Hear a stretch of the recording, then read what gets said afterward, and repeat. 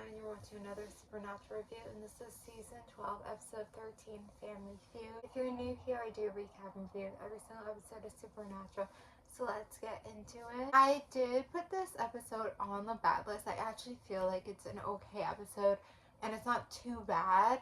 And if it was like another season, maybe I wouldn't put it on the bad list. But so far, we've had no episodes on the bad list, and like I needed to put this on the bad list because there's no episodes there, and compared to the episodes we've had this season, like this is the worst one thus far.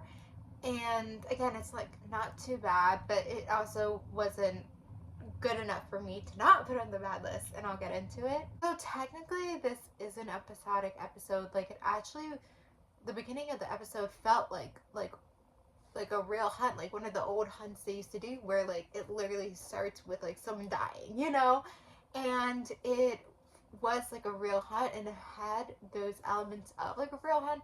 And I feel like if it was just a regular hunt, like maybe the episode would have been better. But this episode had a lot of different storylines and a lot of different people in different areas, and we didn't even get cast, but we still had a lot of different storylines this episode. Which is crazy because he's the third mainest character, but he wasn't even in this episode. But we did have so many different storylines, and usually sometimes in Supernatural, when there's all these different storylines of the different characters, they come together at the end. But they didn't do that really, and there's different elements where different characters came in and out, like Crowley. Rowena, she pretty much was in the Sam and Dean storyline, but Crowley was kind of in and out the storyline with his own storyline. So like it's kind of hard because it's like it's an episodic episode, but it's also so serialized, and it's like I really like don't know what to place it at. And it definitely is an episodic episode. You just can't watch out of the blue. Again, like the hunt itself wasn't too crazy. Like it was a ghost hunt, and they brought back in Crowley's son, which I totally forgot about him. Like, I mean, I guess like I always remember that Crowley's son came back, and there was an episode with the whole ship and him not going down in the ship, and this was this episode.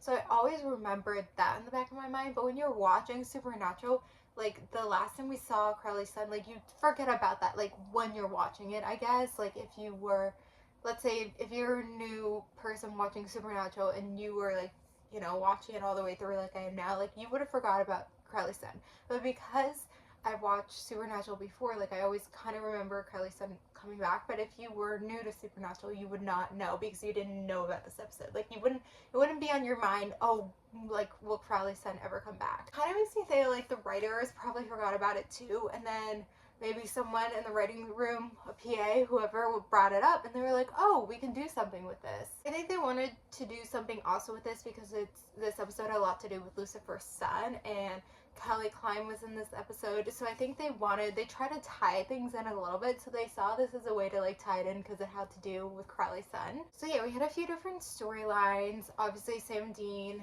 being the biggest one with the whole Crowley's son situation. They brought in Rowena, which, Rowena is the grandmother, and she never had this connection to her grandson before. And like I think in the end, like she was kind of playing them, like she didn't care. It was just kind of payback for Crowley.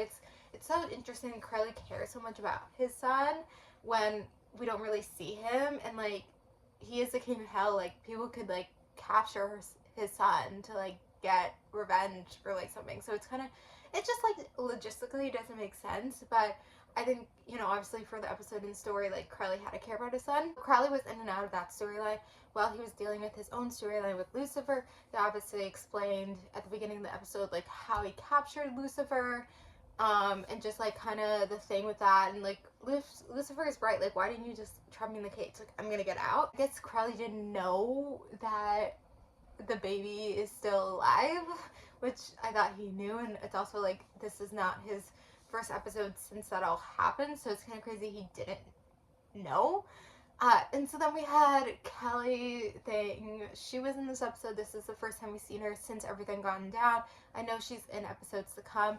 And so yeah, I guess it doesn't exactly make sense why a yellow-eyed demon would want to help her. Obviously, I think the yellow-eyed demon is working for Lucifer, but to her, why would she think, and I think the fact that the yellow-eyed demon went into a woman, clearly, like, that was smart on the yellow-eyed demon part to go into a woman, because like a woman's more caring, a woman's more trustworthy, whatever.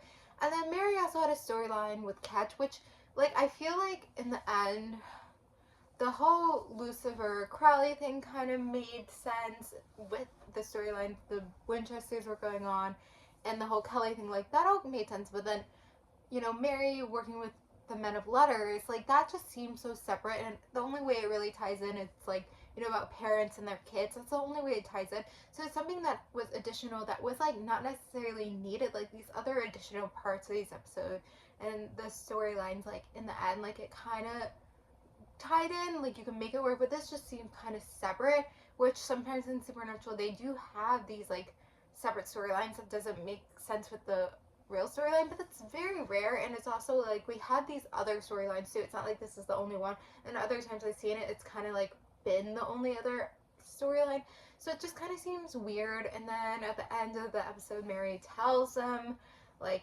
about her working with Men of Letters. And I'm also like, I remember, sorry, this is a spoiler, like, she starts hooking up with Catch. Like, when does that happen? Because clearly right now it seems like she's not interested at all. So, like, when does that happen? And then I feel like there's something where, like, Dean says to, like, you're not my mom, like, get out or something. But maybe that's the beginning of next episode, like, or maybe, like, something bad happened with the Men of Letters, and then he says it. Like, I just remember that, but obviously that didn't happen this episode.